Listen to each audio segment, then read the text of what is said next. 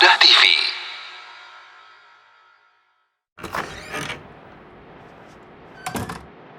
Bupron. Dari mana, Le? Di kamar mandi, Be. Oh. Air kecil. Disiram nggak? Lagi disiram apa sih, Be? Wah, Bupron nih, ya? hadap nih, Hah? nanya Ustadz lah. Karena mau nanya Ustadz. Ustadz, waktu itu Anda ke Cianjur nih, Ustadz nih. Kebetulan Anda pengen buang air kecil di tengah sawah, lalu Anda turun. Anda kencing di pinggir mobil aja. Nah, ini boleh nggak Ustadz nih? Atau gimana nih, adab-adab dalam buang air besar atau kecil nih, Ustadz nih? Iya. Melihat adab-adab buang air kecil maupun buang air besar di WC maupun di luar ya sama aja sih sebetulnya. Cuma masalahnya kalau di tempat di luar itu harus benar-benar kita nyari tempat yang tertutup begitu. Jangan sembarangan. Makanya disebutkan dalam hadis Nabi SAW, Nabi kalau ingin buang air, abad pergi menjauh sampai nggak terlihat. Dan kita berusaha untuk nyari tempat yang aman. Nah, kemudian ketika kita mulai masuk ke WC atau mulai kita mau ke tempat yang kita mau buang air di situ, kita baca Bismillah, Allahumma inni a'udzubika minal khubuthi wal khaba'ith. Karena Nabi mengatakan bahwa sitrun penutup antara pandangan jin dengan aurat manusia itu baca Bismillah. Oh. Iya. Maka kita mengatakan Allahumma inni a'udzubika minal khubuth wal khaba'ith. Allah, aku berlindung kepada Engkau dari jin wanita dan jin laki-laki.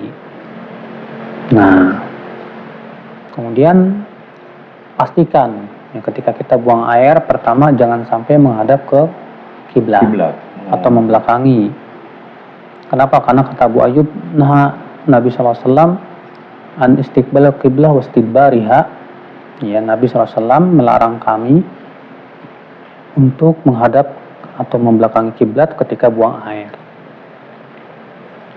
Kemudian yang selanjutnya kita pastikan juga ketika kita buang air misalnya di luar gitu ya, jangan sampai cari tempat yang membuat kita percikannya kemana-mana. Karena disebutkan dalam hadis Nabi SAW, "Stanzihu minal baul fa inna amata azabil qabri minhu." Hati-hati kalian dari air kencing karena kebanyakan azab kubur itu dari air kencing. Iya. Kemudian adab selanjutnya, Tempat. ya, kita berusaha ketika kita buang air gitu ya, kita jangan sibuk ngobrol sama orang dalam keadaan kita terlihat kemaluan kita sama orang tersebut misalnya. Ini nggak bagus. Adapun kalau kita berbicara saat buang air karena ada kebutuhan, ya silakan aja, nggak masalah. Boleh. Tidak dilarang gitu ya. Dan ketika kita buang air jangan megang kemaluan pakai tangan kanan. Oh, nggak boleh ya? Harus pakai tangan kiri. Masya Iya. Allah. Karena Nabi SAW ya menganjurkan demikian. Ketika kita buang air, ya kita dilarang oleh Nabi SAW untuk memegang kemaluan dengan tangan kanan. Iya. Demikian pula ketika cebok pun jangan pakai tangan kanan, tapi pakai tangan kiri. Iya. Kemudian diantara adabnya juga, ya kita berusaha ya, ketika buang air, misalnya ada yang ngucapin salam assalamualaikum, kalau bisa jangan dijawab. Walaupun di luar.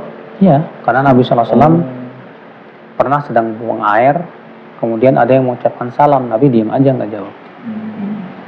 Kemudian setelah selesai buang air, Nabi berwudu, baru kemudian menjawab. Waalaikumsalam. Masya Allah. Iya.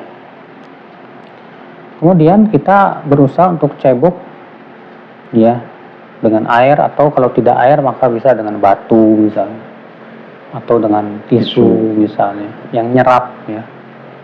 Maka yang seperti ini boleh.